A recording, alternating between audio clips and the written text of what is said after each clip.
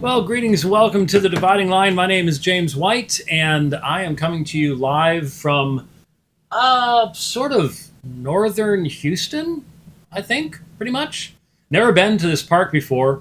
Great park. The park I was at when I was in Mobile. Sorry, if you don't trim your trees.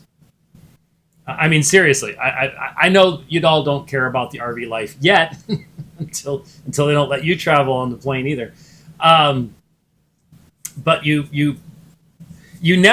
I never thought about tree trimming over roads until I started pulling an RV. And the first RV we had was like 12.3 or something, 12.6 maybe tall, something like that at the most. This baby is 13.6. I'm only a few inches shorter than a full-size semi. And this park, you know, I pull in, and I'm looking down the road that I'm supposed to go, and I'm like, but I'm going to run into the tree. And the lady on the phone, I'm calling her, she's like, we've never had any complaints. Thankfully, they got me into a spot over here that I didn't have to go down there. But before I left, I got out my 30-foot tape measure, and I measured that thing, and the lowest branch was 10 feet, 10 inches. That is so far below where it's supposed to be. It's supposed to be 14 feet. But all around Mobile, I was looking at a lot of the trees, and even when I left, I had to put my hazards on and go into the center lane and dodge stuff because, I mean, there were branches. They just shear the top of this thing right off. I don't know how they get away with it, things like that. But anyway, all the things that you live with, going through construction zones and narrow lanes, and yeah, it keeps you alive and awake and excited. How you doing? It's good to be with you. I am headed tomorrow to what it says 10th. I'm gonna check. Okay, it's mainly stuff from Rich, but it's all good stuff. Okay, we gotta keep an eye on that kind of thing when Rich texts you and says your mic's not on or some other brilliant thing like that. Headed to Fight Laugh Feast. Get there tomorrow. I won't be at the venue until Thursday, but get there tomorrow and get set up. We're expecting weather. Finally, it has been hot and humid. Other than the first night on this trip, where it got down to like 39, it's just been hot and humid. Been running the AC, and I brought some sweaters to wear and nothing. And my wife tells me it's actually cooled down in Phoenix. Highs in the 60s. I'm like, great. Of course, I leave, and then it cools down. Anyway, we have got so much stuff to get to here. Oh, here's a... I don't even want to look at that. Whoopi Goldberg loses her mind in a certifiably insane rant against Trump. Well, how is that in any way, shape, or form a shocking or new thing? That's pretty much happens all the time. Nothing new there at all. Wow, that's weird. ATEM Mini Pro. I don't know what happened there. I won't turn it off though. Anyway, so much to get to, so many things to be talking about today. I guess I'll lead with this, and then we'll get to our deeper stuff a little bit later on. Most of you don't follow Roman Catholics on Twitter, and so you're not necessarily running into this stuff. But I noticed a few days ago, all these Roman Catholics start talking about, they look like Precious Moments figurines. They really do. You know those Precious Moments figurines? I mean, they've been around forever. My wife was into it for a little while, many, many years ago. Not anymore, but... and she's into that Kincaid guy, you know, those colorful paintings. I like they're pretty, but anyway, they all look the same to me. But the Precious Moments figurines, I guess the Vatican has come out with Luce, maybe, Luce. It's light. It means light.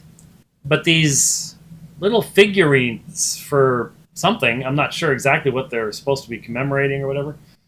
But a number of even Roman Catholics are going, what is this? And I was noticing this one Roman Catholic was saying, well, I'm thinking about coming to Rome for its deep theology and all this stuff. I'd like to talk to that person. But even they're going, what is this? It's obvious you're trying to appeal to pop culture and stuff. And then Michael Fallon responded to somebody on Twitter and pointed out that the main character has this split-topped staff. And he says, do you have any idea what that is? And I'm like, I don't know. It doesn't look like an ankh to me. It's not the staff, shepherd's staff that the Pope will frequently use and things like that. And so Mike sent me some stuff about where this came from, and I haven't had time to dig into it, so I was just wondering what in the world. But he traced it back to Margaret Mead, and there are a number of pictures of her with this split staff, and she's sort of the originator of ethnology and all sorts of weird, strange stuff, and there's zero question that Francis, and this again, people keep Pope-splaining. They keep saying, oh, the Pope's not that bad, and he's not really done this, he's not really done that. The people that he is putting in positions of authority that they will hold for decades, and that they will then appoint people for decades, the educational system, the seminaries, all that stuff. The long-term impact that he is purposefully putting in place is a fundamental reorientation of the very mechanisms whereby Rome defines its own tradition. Y'all keep talking about tradition. Y'all keep as if it exists in a vacuum someplace. Well, it doesn't. And given what you've done in the elevation of the Pope to the position of absolute ultimate authority, the papacy and the magisterium that the Pope then puts in place and can make changes so that it's harder and harder and harder, well, it becomes the Vatican deep state. Back to what I was saying, the Pope is putting in place the Vatican deep state. And if this is your means of knowing what divine truth is, there's no way that you can know. Yeah, it is getting better. Thank you. It's down to 80 something now. There's no way you can know with any kind of certainty. I mean, the main argument that was used against me for years and years and years by Catholic Answers, they can't make anymore. And the older guys, they know that. They know they're having to argue differently now than before. Red pills, man. Take as many of the red pills as you can get. And you'll do better. But so anyways, this precious moments stuff seems to be hearkening back to some pretty seriously bad stuff. And so keep an eye on that. It's going to be interesting to observe all of that. So I'm sort of gonna sit here and pretend that we're still doing the show so that Rich can let me know one way or the other whether it's back. Okay. And how long it'll last, I don't. The one I just plugged into for the past 2 days has not been working at all. Starlink has been working perfectly all afternoon since I set it up. I'm starting to, Rich, I'm starting to think that Richard Jackson was right. And you know exactly what I'm talking about. Richard Jackson believed that sound systems, electronic things can be demon-possessed. And I think there may be something to that. It seems to be working fine. So, okay, cool. All right. So I guess I can go ahead and try for the videos now, and show them. Now I'm really hoping. I'm a little scared to do this. I don't want to get dinged, but I don't think they would ding me. At least I hope they wouldn't ding me. But I wanted to let you all know about an amazing development today. A truly amazing development. And that is that the folks at the Babylon Bee may have completely altered the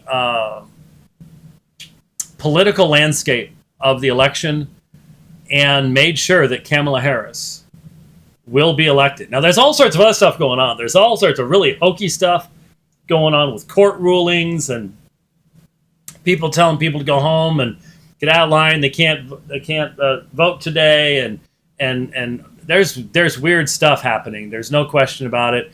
And judges saying that, hey, you can't prove these people are actually citizens, but they get to stay on their rolls and they get to cast provisional ballots and blah blah blah blah blah. And one thing's for certain, I think we will probably be sitting around. We may be sitting around at Thanksgiving wondering who's actually won the election. It could be that ugly in the final analysis. And given that one side are a bunch of Marxists, that pretty much tells you what's going on with the United States. But the Babylon Bee has amazingly endorsed Kamala Harris, and so I want to show you what's going on here, so you can see, because I mean they make a pretty compelling argument. They really do. So I'm hoping, guys, you'll go ahead and let me play this, and not pull down the dividing line because we played this. I think it's fair use, to interact with an endorsement for Kamala Harris. I really do. So let's see if I can get this to work for us here. Let's bring up my computer here. Hi, I'm Seth Dillon, CEO of the Babylon Bee.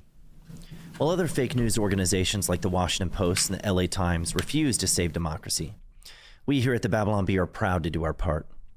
Today we've decided to officially endorse Kamala Harris for president. Why Kamala? Well, we'd be here all day if I listed all the reasons, but I'll name a few. To begin with, she shot straight to the top because of her intellect. Smart lady. She's the first person in history to win a primary without receiving a single vote. That's impressive. She's a person of color. Indian, I think. She's a phenomenon. She gave Drew Barrymore a hug, an act that symbolized her willingness to wrap her arms around the country and give us all a hug whenever Republicans make us feel sad. She was such a popular vice president that over 12 million people hiked hundreds of miles to cross our southern border to vote for her without ID in this election. She has a melodic and soothing voice, especially when she laughs. I can listen to her laugh for hours. Most importantly, though, she is not Donald Trump. Wow. How can you put into words the greatness that is Kamala Harris? She reminds us to look forward to what can be, unburdened by what has been. And she understands, perhaps better than anyone else, the significance of the passage of time. She knows, as all wise leaders do, that there is great significance to the passage of time. Each minute that passes takes us from the present into the future. We're only here, right now, in this moment, because other moments, like the one that just went by, have passed. What could be more significant than that? We are grateful that when America is on the brink of losing its democracy, the person standing strong against the looming threat of fascism is a woman as accomplished, intelligent, joyful, and non-white as Kamala Harris. And so we join Eminem, Megan Thee Stallion, the Insane Clown Posse, and many other great thought leaders by proudly endorsing Kamala Harris for president. I hit the on button. I hit the on button. Stop that. I think someone has taken control of the ATEM. I think someone has hacked the system and they're messing with. Are you doing that, Rich? I bet you he has a way to do that. I bet he has a way to hack it and do stuff there. So all that cool stuff I said after the Babylon Bee thing, he's gonna have to cut that out because I was pantomiming for our deaf audience. That's what I was doing, if you can believe that. What I was saying was, since I was one of the first people that they talked about on the Babylon Beach. You know that? When they first started, I think it was within the first few days, they did something about me circling the globe 6 times or something like that before lunch on my bike or something along those lines. I forget exactly what it was. But they did, and so I think that means I get to do whatever I want. But yeah, we'll have to cut all that stuff out, and Rich will be up till midnight. But it's just the way things go. There's no way of getting around it. Hey, there's no cash either. That's pretty cool. Okay, I had something else here that I wanted to look at. Yes. All right. Evidently, Vice President Harris said this evening, quote, "Unlike Donald Trump, I don't believe people who disagree with me are the enemy. He wants to put them in jail. I'll give them a seat at my table." End quote. Now, you and I, the rational American people, we sit here and go, hasn't your Justice Department, or what we now call the Injustice Department, been busily trying to throw Donald Trump in jail? Haven't Democrat attorney generals and prosecutors and stuff like that been throwing stuff at him for the past year, trying to throw him in jail? Wasn't it the Democrats in Congress that impeached him 3 times? Even after he left office? And how many people from January 6th who walked between velvet ropes have been sitting in solitary confinement without even a trial yet? This is called projection. This is, they've been saying over, Donald Trump will weaponize the Justice Department. And you're like, you mean you have? It is pure projection. It is, you're doing something and you're going to say the other side's doing it just to create confusion. And as a result, I need to remind you of a reality that you may get tired of hearing this. Sorry, but I'm going to keep reminding it because people forget. People forget. This was from a number of years ago, but this is from almost 20 years ago now. When people are forced to remain silent, when they are being told the most obvious lies, or even worse, when they are forced to repeat the lies themselves, they lose once and for all their sense of probity. Not a term we use a lot these days. To assent to obvious lies is to cooperate with evil, and in some small way to become evil oneself. One standing to resist anything is thus eroded and even destroyed. A society of emasculated liars is easy to control. I think if you examine political correctness, it has the same effect and is intended to. Now, that was Theodore Dalrymple, Front Page Magazine, August 31st, 2005. And I have repeated this many times because it fits so well with many of the things that Solzhenitsyn said as well. When he said, do not repeat the lies. Do not live according to lies. That's what Marxism is. And these people, the Democratic Party, is a Marxist party. I was just watching another video where another guy was, they were doing amazingly an interview. And of course, Kamala Harris, he's like, so why don't you do all these things that you say you can do to lower the cost of living? Well, I'm not president, but you're vice president. Well, I'm telling you what I'll do as president. It's just it's so hard to respect people who cannot speak truthfully, cannot speak logically, cannot speak rationally, and they know it. And they know it. They absolutely know it. But one of the things that he had said was people can't afford their groceries. Well, yeah, we're gonna address that. We're gonna address the people that are price gouging. And it's like, it has nothing to do with food companies price gouging. It has to do with the fact that you, ma'am, oversaw a regime that has been running the printing presses, printing fake money for years. That's why we have inflation. It has nothing to do with the poor grocery store chains that are barely making it. And I just go back. Her daddy, Marxist economist, told Jamaica, put in the price controls, and they did, and it resulted in food lines and famine. And here she is again. And we've got all these airheads on Twitter who are going, I'll share evidence that she's a Marxist. Everything she says about DEI is straight out of Marxism. It's like, good morning, anyone in there? Absolutely astonishing. So this projection, this repetition of lies, it's all purposeful. She knows she's lying. She knows she's lying.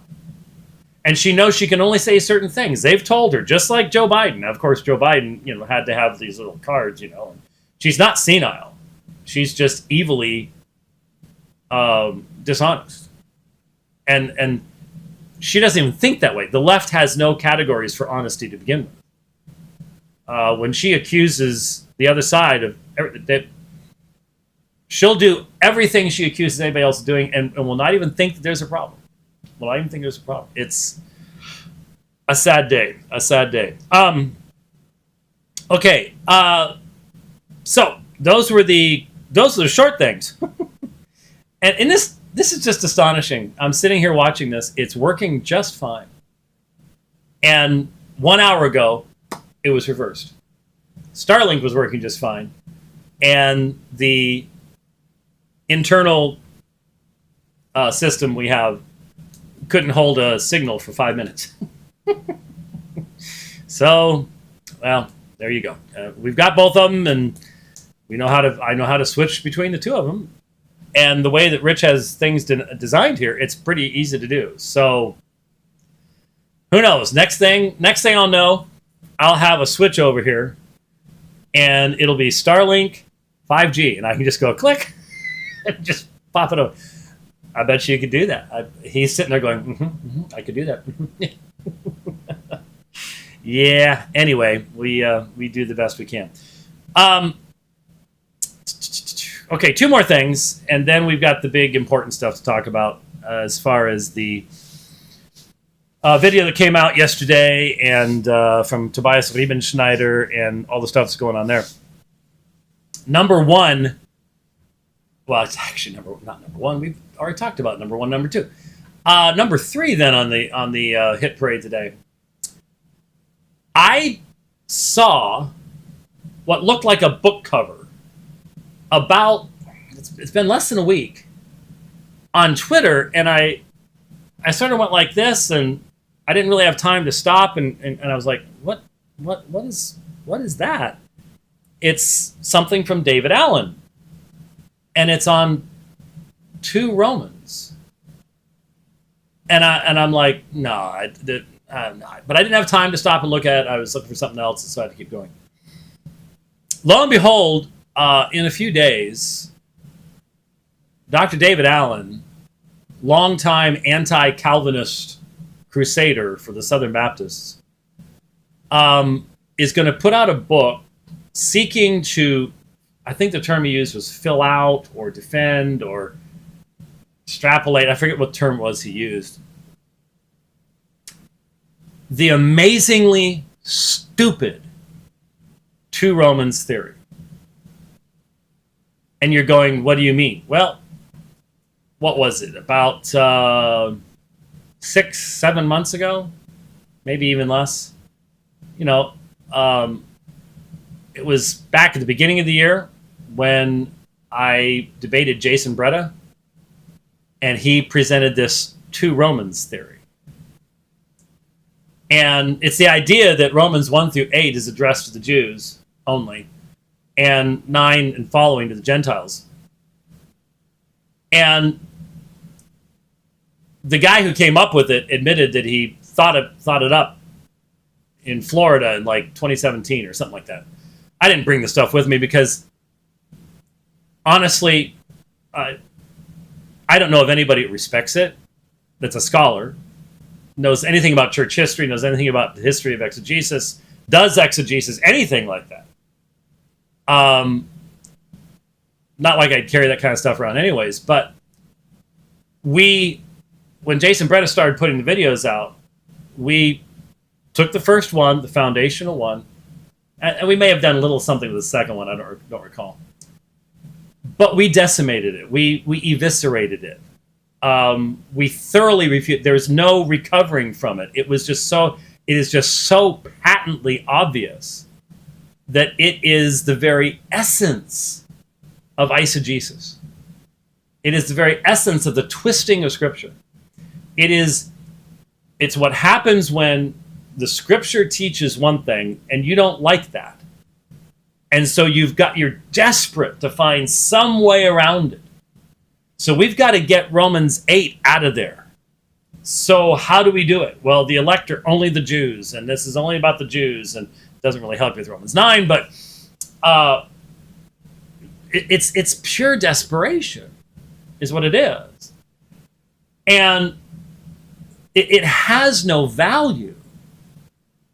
No one in church history has ever come up with it. And there have been a lot of people who've opposed the Reformation, but even they didn't come up with it. The cults didn't even come up with it, for crying out loud. Until this Southern Baptist guy on vacation in Florida, as I recall, sitting out on the beach, came up with it. And it's been refuted. There's no way to put it back together again. So what is David Allen doing? I don't know.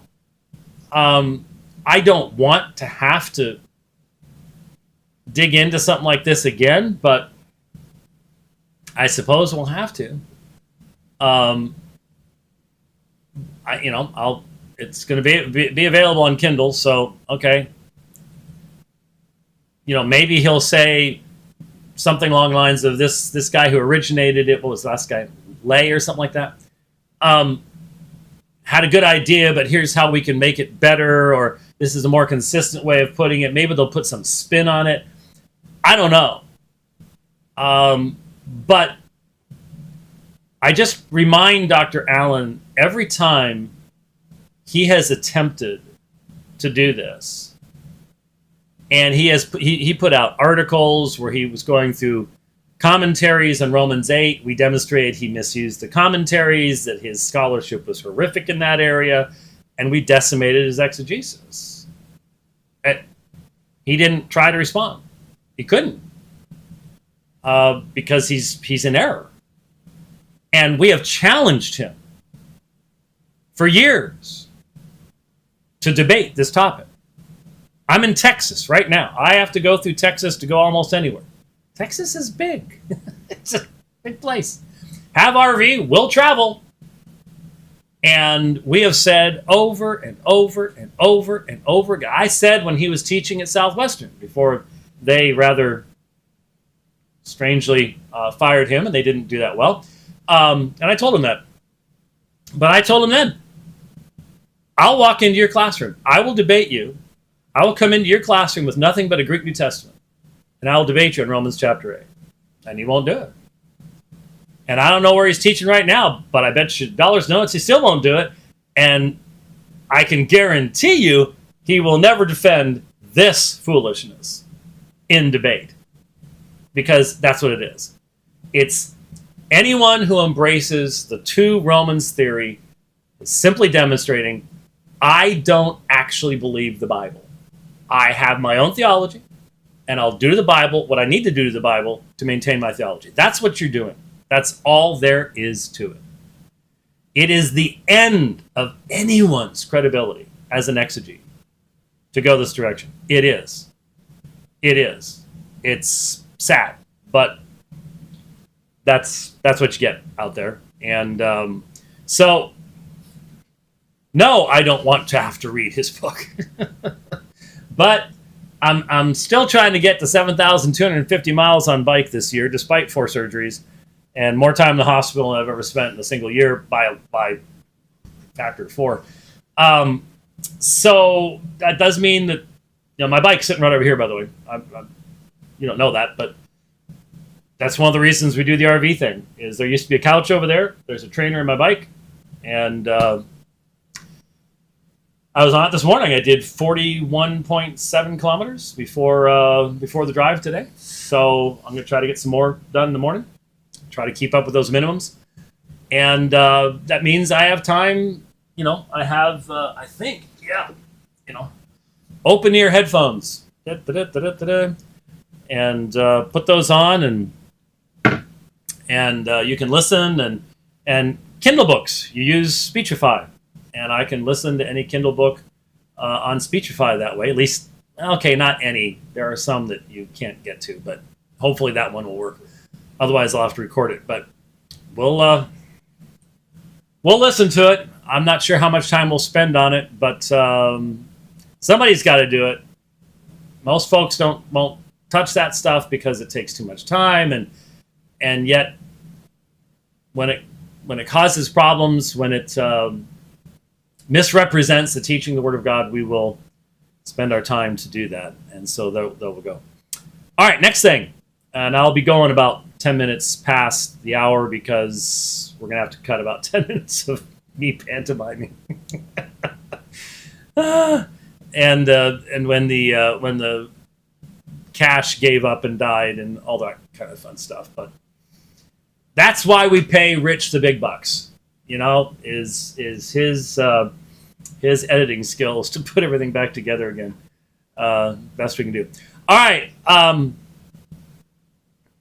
So on Saturday evening in Mobile, Alabama, at Christ Presbyterian Church, and I want to thank the guys there, Joshua Sparkman, who I multiple times in public mocked his little Toyota Yaris with its 1.5 liter engine.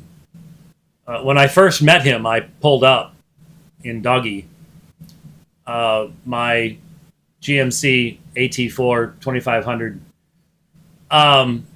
which is actually more than 2500, really, because we put heavy duty airbags on it, so it's more like a 3500 as far as its capacity goes. But anyway, it's a big truck, and in fact, there's a cool picture on Twitter. I was almost going to pull it up and show it to you, but a brother who was there at the conference took a picture because I parked right in front of his sports car, and it really does give you a sense of just how big that thing is.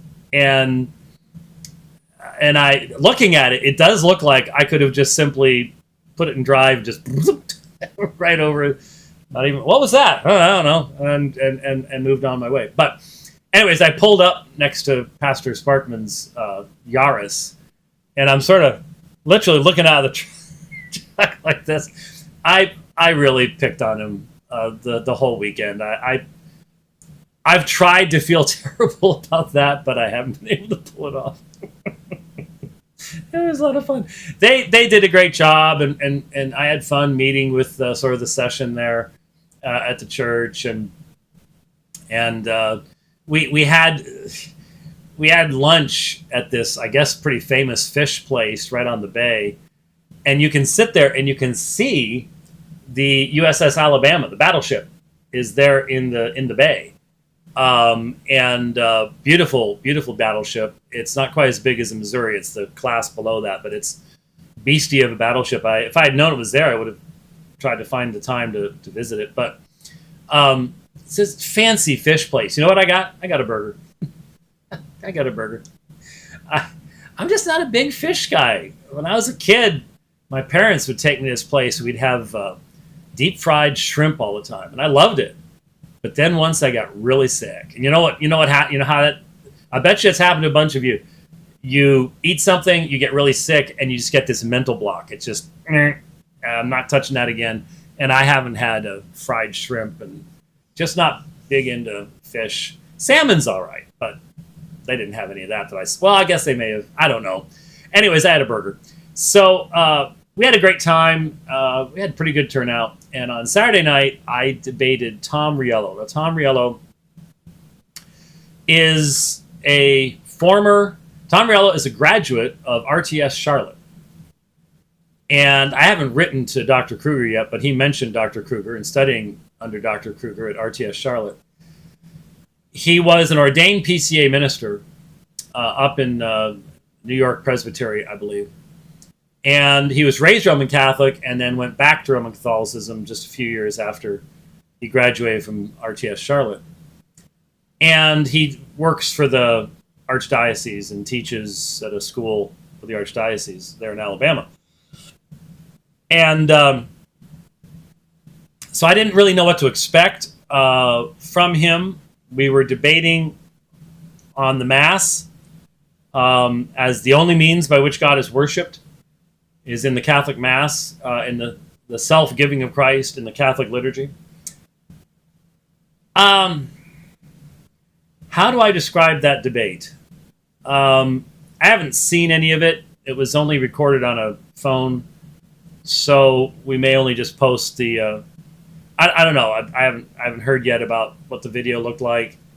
It was being. I'm sure it was being recorded in the back audio. Hope so. Anyways, and because there was some usefulness to it, even though I did have two Roman Catholic guys come up to me afterwards and say, "We've listened to all your Roman Catholic debates, and we're sorry you had to go through that." Okay, I appreciate it. They saw it. They understood. And I just realized I was given a really cool gift. Oh, man. It's right over there, too. Afterwards, this fellow came up to me. He gave me this really cool gift. I was going to show it to you. But hold on. Hold on. See, I can still do the audio thing even when I'm walking over here. Uh-oh. Oh, there it is. Coming out of the box. Here we go. This will be worth it. Hold on. It actually would probably be wise for me to have this with me. In fact, I joked with the guy that it was probably best that I didn't have this with me during the cross-examination. Check it out. It is a baseball bat, and it says, so you can, it says Amen there on the bottom, and on the barrel, handcrafted for James White, Alpha and Omega Ministries, got the Alpha and Omega Ministry logo on it, and I'm not sure if it's regulation or anything, but if you swing this baby, I wouldn't want to be on the receiving end unless I was a baseball, I suppose. But it's obviously for presentation, so I'll have to find a place in the office for Rich to put it up. I forgot to tell Rich about that. That has to find a home in the studio. Mike. Oh, that was 25 minutes ago. That has to find a home in the studio. Wow. Okay. So Rich will now be working on a place to hang that in the big studio because he's working on we've got some cool stuff coming up, some improvements to the big studio, which will make using the big board, well, we're going to have a different big board, and I think it'll be a bigger board and able to do more. We'll have to find a place in the background for that. So Rich will now be working on, and when he gave it to me, I said, swing away. I wonder how many people get that. Swing away. What was that guy's name? It wasn't Lyle. What's the guy's name? Anyway, you know what that's. A few of you know where that came from. It was a pretty cool movie. Anyhow, so yes, I want everybody to see and to thank the gentleman who made that for me, and I wanted to put it on the air, and you can do a screenshot and go, see, you got it. and he kept it, and we will. We'll put it up somewhere in the studio. So anyway, I guess the way I describe it is when we got into it was sort of I had to bring out a lot of the key issues in my own presentation, because his presentation was sort of like what I would expect someone to give, in a talk at the diocese for the retirement group or something. It was meant for Roman Catholics. It really was not meant to communicate to anything to anybody else. And so I got up there and I had to try to bring out the real issues as to where the real controversy was at the time of the Reformation. And in fact, it's the same stuff that Trent talked about, the Council of Trent talked about in the 13th session when they were talking about the sacrifice of the Mass. So when the negative side has to bring out what should have been the positive side's presentation, that lessens its real value down the road too. But then we got into cross-examination, and that's where the wheels sort of fell off. If both sides do not cooperate in making the cross-examination profitable and worthwhile, there's really nothing you can do about it. And this is how I would liken it. Tom, so tell me, given your view of what happens in the Mass as a propitiatory sacrifice, does it follow that you will have to go to purgatory and be perfected by experiencing satisfatio because the Mass in and of itself is insufficient to perfect you outside of your own sufferings? Well, James, I was raised in a middle-class family. That's really what a lot of it was. And he got very animated. He's a New York Italian Catholic guy, and we've done that a few times. And he was accusing me of changing the subject 3 times during when he was asking me questions. He would do the talk, make point presentation, finally get around. You've set up a completely false question, and then when I'd start to correct it, then he's like jumping in and interrupting, and it was really obvious that he didn't know how to do this debate thing. This was his first debate. I don't think he specifically said that, but it was his first debate. So maybe it's quite possible he just doesn't even know what the rules are. He doesn't know that you're only supposed to ask questions and how to do that, and because he's just pontificating and filibustering and going on and on. But then when I'm asking him questions, and I am asking him that specific question about satisfatio and purgatory, and if the sacrifice of Christ actually perfects those for whom it's made, Hebrews 10:10 and 14, then why should you have to undergo satisfatio in purgatory before you can enter into the presence of God? That is a 1,000% valid question. And he's just losing it. He's telling the moderator that I'm breaking the rules because I'm changing the topic of the debate. There were 3 times in the cross-ex where I just threw my hands up and said, all right, forget it. Let's just move on. We're not getting anywhere here. Because I couldn't get him to interact in any meaningful fashion. Even after that last time, Joshua Sparkman, who was moderating, was like, that's a valid, go ahead and answer that question. And so, in the providence of God, what happened was, I opened my Bible, I opened my beautiful Jeffrey Rice Rebind Nestle Island 28th edition to, guess where? Hebrews 7:25. Why is that important? Well, that was the key with Jason Bretta. That's where he fell apart in the debate in Hebrews 7:20 in Tullahoma. Hebrews 7:25 presents the perfection of the work of Christ as Savior. There's no way around it. There's no way around it in English. There's no way around it in Greek. There's no way around it in Latin. It doesn't matter what language you use.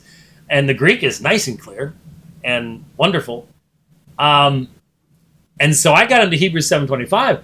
And when I first asked him, I said, for whom does Christ intercede? Christ intercedes for everyone. Christ intercedes for everyone. Oh, okay. So, and then I take him into the text. And pretty soon he's saying Christ, that this intercession does take place in the Mass, but it's only for those who participate in the Mass. It's not for every human being. And so I'm like, well, wait a minute. And so I just keep pressing the text. And he just keeps contradicting himself. And so we finally get down, and everybody can see what's going on. Everybody can see that the text is saying he is able to save Aista Pontiles forever and completely, because he ever lives to make intercession for them, a specific people. So, can he or can't he? They can always choose to leave. And it was so, I'm like, so you don't believe Hebrews 7:25? And he had been doing stuff where he was talking about, well, limited atonement is your ultimate interpretive grid. And I'm like, no, limited atonement comes from texts like this. This is why I believe in limited atonement. It's because of texts like this. I don't have to bring some interpretive grid and place it on this. You're the one not dealing with what this text is saying.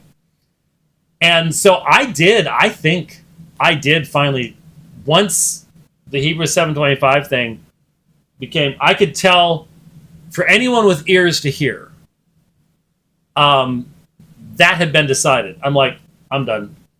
I think I still had like 4 minutes left. I think he said it was, at one point, it was 4:45. I'm done.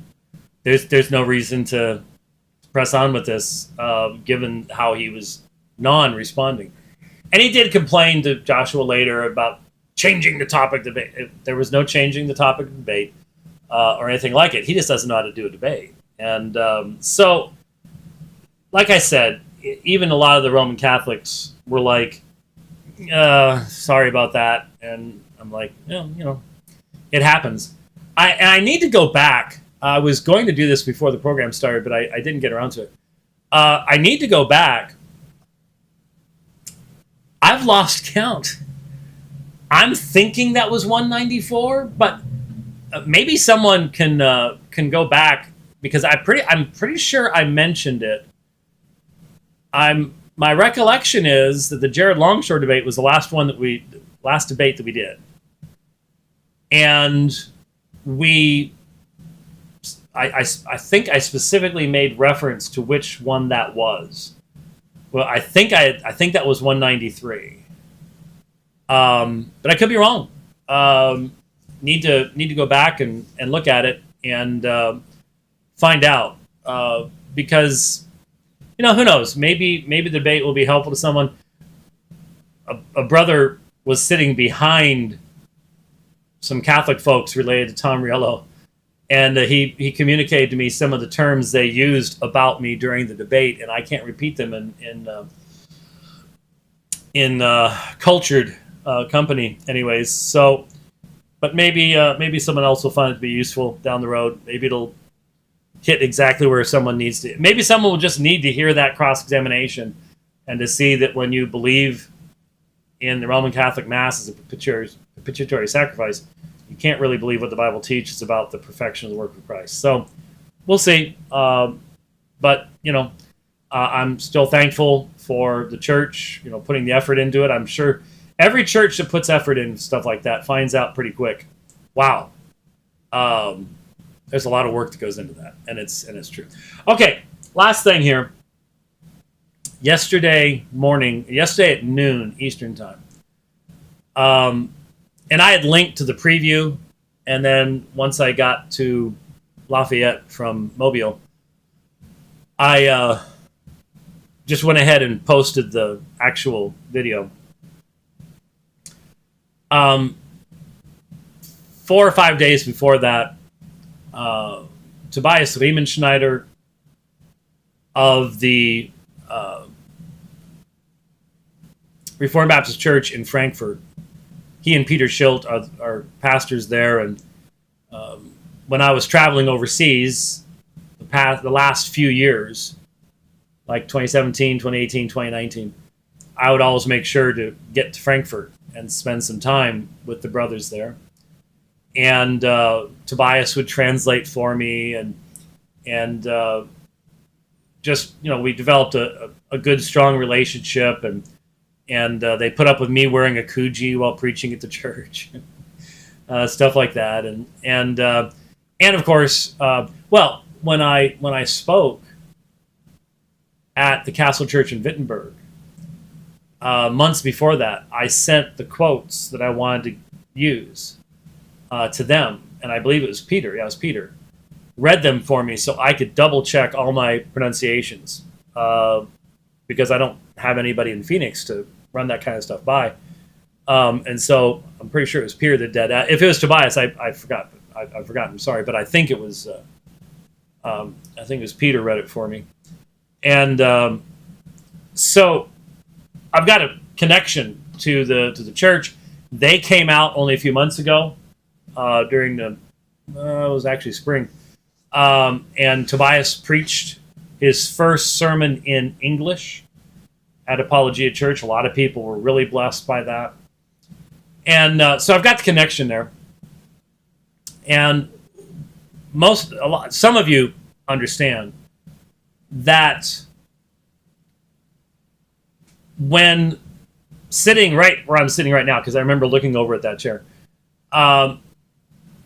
during the summer when Doug Wilson made reference to the now utterly infamous meme, "Mommy, what's the Holocaust?" It was when the Jews were forced to do manual labor, and they said it was killing them. And Doug had talked about the implicit bigotry and bias, that they don't do manual labor, the implicit Holocaust denialism, and they said it was killing them. And I had said at that time that if you have someone who thinks this is funny, they need to be called to repentance, and if they will not repent, then church discipline should be used. Now, I was speaking generally there. It's been interpreted as, no, you were telling, because at the time, I didn't mention what this was about specifically. I knew what it was about because Tobias had told me about it. And when he first told me about it, I think I was traveling or something, because I wasn't exactly sure what church this was a part of. But by that point in time, I knew that the person who had shared this meme with Tobias was one of Tobias's former church members that had moved from Frankfurt, initially to Atlanta, from Atlanta to Texas, and became a member of Joel Webbon's church. And so I had said, this is the attitude of this requires a call for repentance. If there's no repentance, then there needs to be church discipline. Well, place went nuts. That's when, for the next 2 days, 50% of the people that I was blocking on Twitter had not only, well, more than 50% had the red avatar with the blue eyes, but 50% of them had 1689, London Baptist Confession of Faith, in their bios. And they were talking about, someone put a meme up with me as a rabbi, and all this just nastiness came after me. And that's when I started finding out just how much there is of this attitude amongst ostensibly, and people don't like that I use that term, but I'll keep using it, ostensibly reformed people on the internet.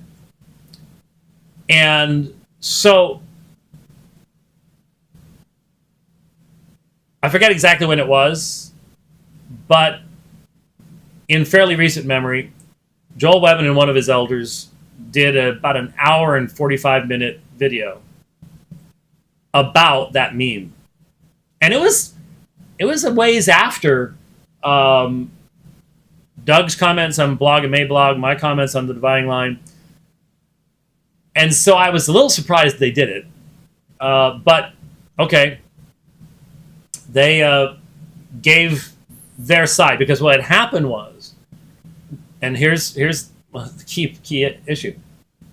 I wasn't a part of this Zoom call. There was a Zoom call, a 2-hour Zoom call, between Tobias, Peter, I'm not sure who else from the church in Frankfurt was on it, Joel, this church member, I assume some of his elders, I don't know. But there was a 2-hour conversation. But I wasn't a part of it. And so I could not address the things that were being said because Joel presented it as if Tobias was this, wild-eyed. I mean, he said at one point he's lost his mind. This zealot persecuting a former member and revealing things from a former member he shouldn't have, and all this kind of stuff. And there was a bunch of stuff that Joel said that I wanted to respond to. I wanted to defend Tobias against it. But Tobias was talking about doing a response. The simple fact was I couldn't. Not with integrity, because I wasn't a part of the call. If I get into it, then I'm the middle guy going, well, he said this, and he said this, and that one said that, and that one said that. But I'm all going on hearsay. If Tobias was going to respond to it, which he now has, I would be getting in the way. And I know I hurt Tobias by not defending him as he had hoped that I would in that context, but I've explained to him it wasn't possible to do it because I can't talk about stuff that I did not hear, that I was not a part of. So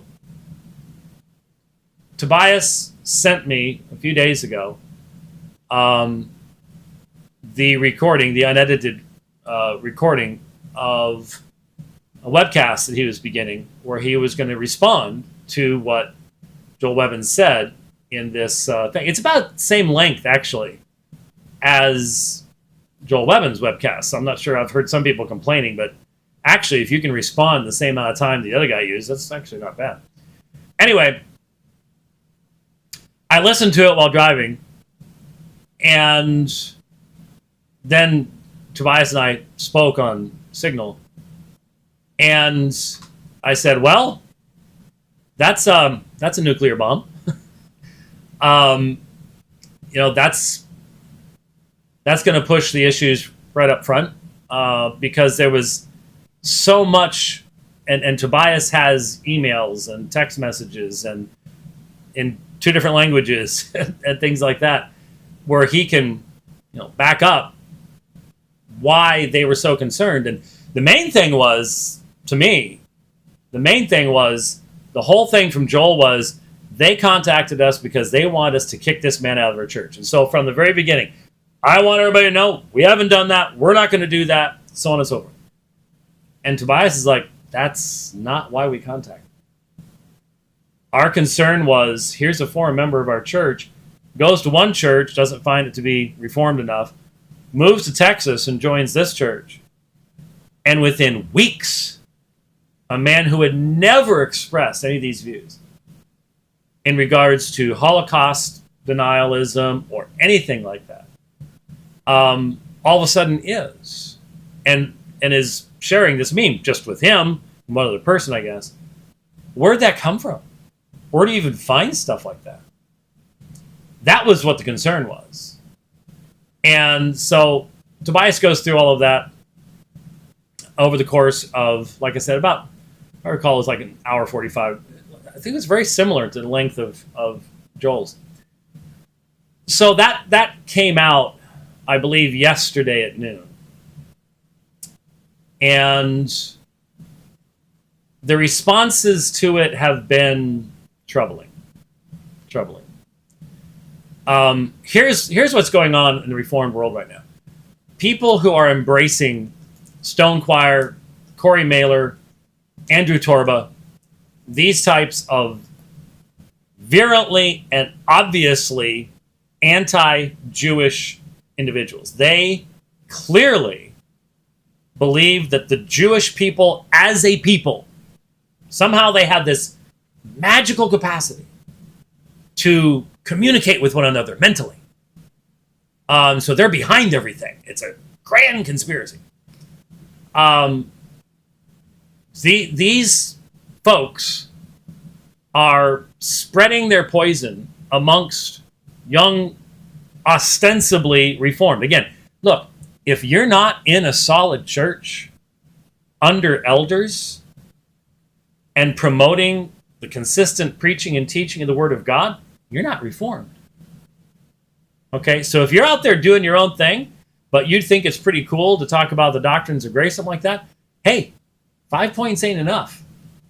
Obedience to Christ and his command to be a part of his church is a part of what it means to be reformed. So think about that for a second. Anyway, these folks are getting this poison out there. And like I said, I had no idea how widespread it was until I made those comments this past summer. And they came out of the woodwork at me. And then I started doing some deep dives into comment threads. And where you'd find the worst stuff is not so much in the main thread, but when you start following somebody, especially red avatar, blue-eyed people, and you'd start following them and their sub-comments, and you'd just start running into once a Jew, always a Jew, and just this vitriol, this bigotry, this animus. It's sinful. It's ethnic hatred. And it's all over the place. It's all over the place. I didn't know. No, I told you about the guy who came to Apologia and all do great work, but you need to understand all this stuff you're fighting with. It's just secondary. It's all caused by the Jews. The Jews started Mormonism, and the Jews are doing it. It's just like, wow. So I knew there were complete wackoids out there, but wackoidism is now becoming mainstream. And Doug Wilson came up with I think, as Doug likes to do, and we'll probably be doing more starting in 2 days, with No Quarter November.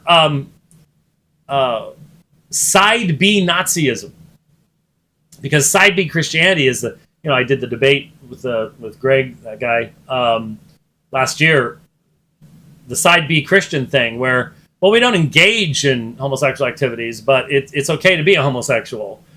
And so he was like, well, we don't do the Nazi thing, but it's okay to be friends with them, type of a thing. So this side B Nazism is everywhere. And look, if you can't just come out, if you just can't come straight out and say to your people, completely avoid Stone Choir. These people are poison. Oh, but they've got really interesting historical stuff. So does Biologos. But we know what Biologos is about too, don't we? Yeah, we do. So, and this is worse, obviously, because of what its fundamental focus and intention is. And so this stuff is all over the place. It's dangerous. And you can't play footsie with it. And here's what they're doing. And this is where I think Joel has tripped and fallen. Is the whole thing in his video was, well, these young men, they're just asking questions. And we need to pastor these young men. They're just asking questions. No, they're not. I don't know how anybody can believe that they are. Oh, well, it's just... And now the whole big thing is, well... In fact, I had a guy yesterday. I finally blocked him today. But I had a guy yesterday. Yeah, you're busily preaching the gospel of the post-war consensus. And I'm like, okay, I bet you didn't even use the term post-war consensus before 6 weeks ago. But I've never heard in my life the phrase the gospel of the post-war consensus. Never heard of it. Never heard of it. What is that? And so some people, threw some stuff out, and all they're doing, they're not talking about the gospel of the post-war consensus. They're giving their particular understanding of what the post-war consensus is. And let's be honest, there is no agreed-upon definition of what the post-war consensus is, because it depends on what field you're talking about. There can be economic applications, there can be political applications, there can be military applications. There is most definitely a theological application of the post-war consensus. But that depends on whether you're in Europe or the United States. So this new magical word that has become the new buzz phrase over the last 2 months really doesn't have a whole lot of meaning to it. You have to be much more specific. Post-war consensus in what? About what?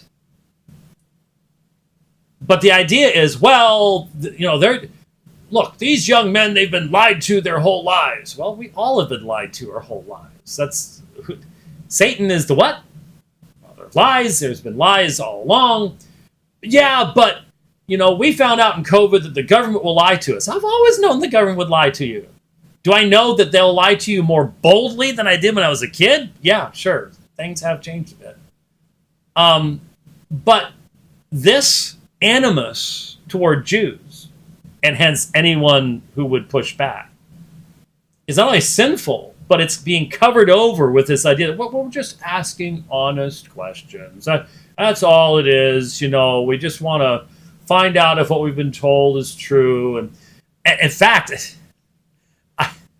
I was really amazed, and I mentioned this before, when I started looking at some of these red avatar, blue-eyed guys. I couldn't believe how much flat earthism I was running into. Seriously, what we've been lied to about it. Let's question the scientific consensus. It could just be, and if you can believe that all the Jews have the mental capacity to somehow communicate with all other Jews, even though there's all sorts of different kinds of Jews and all sorts of different beliefs amongst Jews, then I guess you can come up with the idea that, sure, there's this massive conspiracy, and, we can have astronauts on the International Space Station, and they're taking pictures on their cell phones, but it's all just a big, massive, huge conspiracy, and, all the orbiters we've sent over to Mars and to the moon, and they're all circular. It's just all, it's all fake, man. It's been fake from the beginning. Well, if you can believe that, then you can believe that all the Jews can mentally talk to each other and control everything in some fashion, like a comic book superhero or supervillain, I guess would be the term. So you can do all that stuff you want. So much weird stuff. And here's the fact of the matter is, once people in your church start getting involved in this kind of thinking, they are going to be drawn away from orthodoxy to a form of Gnostic violence. I say Gnostic because they've got the special knowledge. And you boomer brains just can't understand what we non-boomers have been able to figure out. See? And that's why I really feel a lot of these guys are not in churches, because I don't think they can get along with other people. But that's the attitude that's being expressed. So I invite you to take a look at Tobias's rejoinder. Listen to both. Listen to what Joel says. Listen to what Tobias says in response. Make up your own mind. But recognize that Tobias isn't doing this just simply to have a spitting fight. His concern, he and Peter, I know, their concern is, this is bigger than one individual. This is bigger than a meme. This is about a major infiltration into the Reformed Church of a ethnically based bias and a worldview of rebellion. It really is. It is, everyone who came before us was terrible, horrible, and nasty. But we're going to figure it all out. And looking at the responses, I couldn't believe how many people openly said, well, I didn't listen to much of what Tobias said, but I believe Joel. I'm like, what? And then I actually listened to the beginning of A.D. Robles's response on the FLF network. And he literally starts off by saying, well, actually, he started off with an interesting discussion about the World Series. I go, okay, good. I appreciated that part. But then he says, now, I didn't listen to Tobias. I may have heard 10, 15 minutes maybe, or did he say 5? I forget. He literally said that he went over to watch the comments. And when it had first premiered, I had seen some people in a Signal group we have posting some of his comments. And so he was making less than useful comments. And he even said, while I was watching the comment stuff and participating in the comment stuff, I heard some of what Tobias said. And I'm like, you what? While looking at comments, you heard a little bit of what he said, and you're going to comment now? And he did. And he said, in the part that I was listening to, Tobias was trying to say that that Joel's a neo-Nazi, and I'm just sitting here going, why did you record this? This is a waste. It's a waste of the data space. If you're not going to listen to it, if you're not going to listen to it from the start and compare it with the original, this is the other guy involved in the conversation. Okay? Why are you yapping about it, brother? That was embarrassing. Do you have no concern at all for your integrity? That was a waste. I couldn't believe it. I was just like, okay, all right. Don't want to do that. So a lot of the responses have been less than encouraging, shall we say. Less than encouraging. So I would just simply say to folks, look, I wanted to respond to the personal accusations against Tobias. As I've explained, I couldn't because I wasn't part of the conversation. Now he has. And I invite everybody to listen. And as Tobias said, he quoted from Proverbs 18, the first one to present his case sounds right, until his opponent comes to examine him. So here's the examination. All right? Listen to it. And try to, if you can, separate out the personalities. Listen to the issues. To the issues. This stuff does not belong amongst Reformed churches. This stuff will come into your churches, and it will destroy your fellowships. I am saying to my fellow pastors, keep an ear out. When you hear people talking about Stone Choir, when you hear people talking about Andrew Torba, these are the mechanisms whereby this stuff comes in. If you hear someone talking about Judaizers, I saw a tweet from Torba from yesterday, I think. He was saying, we've got Christian nationalism going, we just have to protect it from the Judaizers. Really?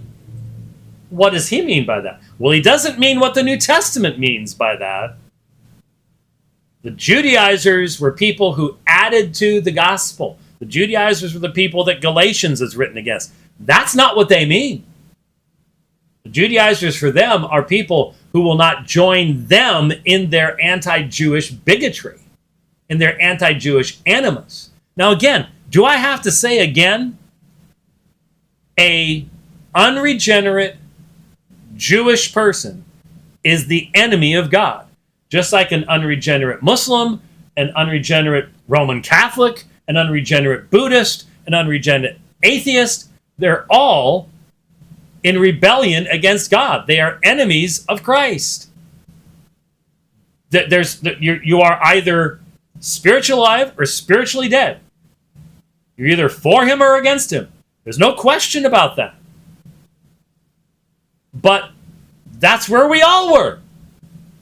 And we are called to bring the gospel to all these people. And when you allow this type of ethnic animus to find a place in your heart, that explains why in the same situation here, I have encountered so many people who clearly, as Christians, hate Muslims.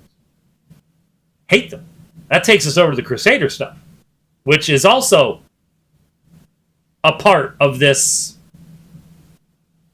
degradation amongst Reformed churches. All this, let's not worry about the gospel, let's hack up the unbelievers and the infidels and all the rest of this kind of stuff. And it's become so heartbreakingly clear to me that so many of these people would not walk across the room to present the claims of Christ in a meaningful manner to a Muslim if their life depended on it. Pastors, when you hear this stuff, when you hear the quotations, I was listening to this webcast, what kind of webcast was it? Who put that out? Be aware, be ready.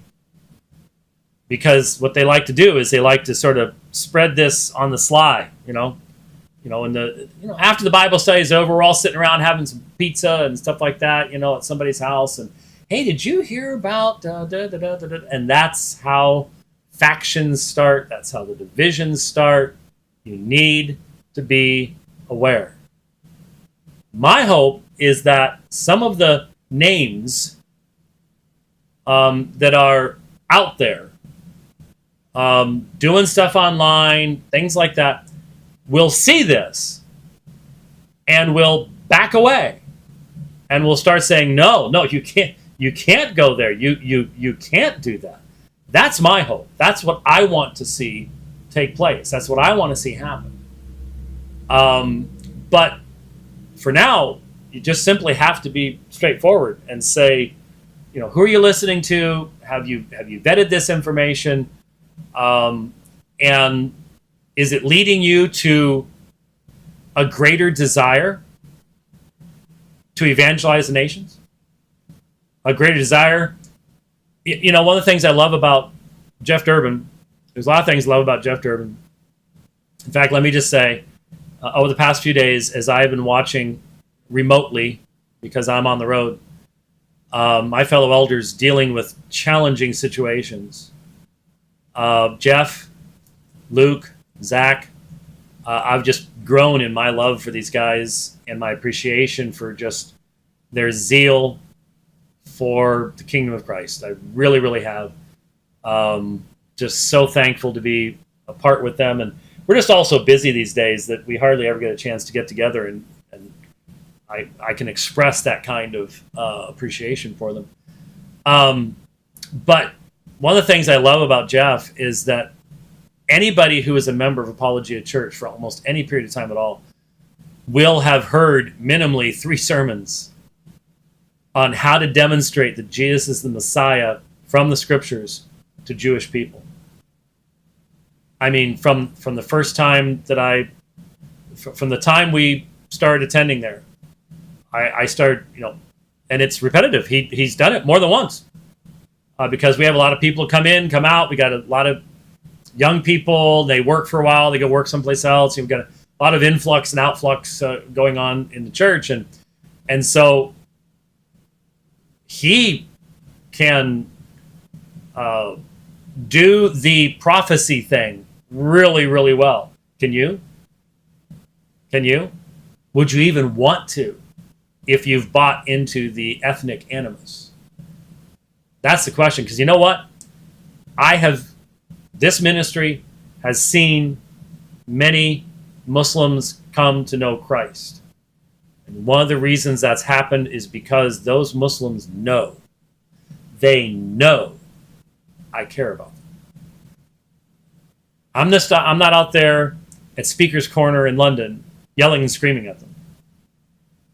I'm sitting down with them. I care about them. I respect them enough to understand what they believe and to communicate with them clearly. If you have ethnic animus, you're not going to do that.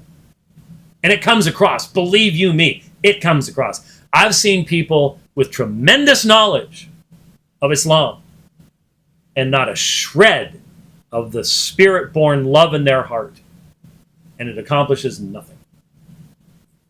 Tinkling cymbals, sounding brass, gongs, you know the terms. You know the terms. Those are things to think about, and I hope you all will think about them. So, there you go. A lot of things to talk about, and like I said, Rich will be up till all hours of the night tonight, fixing that mistake. He already has the equipment put together, and my gut feeling is when I get home, I think on November 7th, and I pull into the park we use this thing's too big for me to park it in front of my house anymore. It's a house unto itself. I measured it. I've not mentioned, I don't think I've ever mentioned this, but it's, with the pictures stuff out there. I actually, if I didn't tell Rich this, I had purchased a tape measure because I wanted to measure those branches. I wanted to prove to those folks, is too low. No, Lucy, no. So since I had it, let's measure this baby from the tip of because it's on that side. I'm at the back of it right now. It's back window right there. From the tip of the hitch up front, that wonderful, awesome thing that we have up there that has saved the inside of this from so many really bad bumps on the road. From the tip of that to the tip of the ladder on the back, because that's the last thing, is 40 feet 10 inches. So she's right at 41 feet long. So 21-foot truck, but it goes inside the bed, at least 57, maybe 58 feet long when I'm going down the road. That's how big this baby is. And so I can't park it in front of my house anymore. It's just too big. So I have a feeling that when I get to we use this one particular park, we park it there, set it up, you can turn the air conditioning on, stuff like that.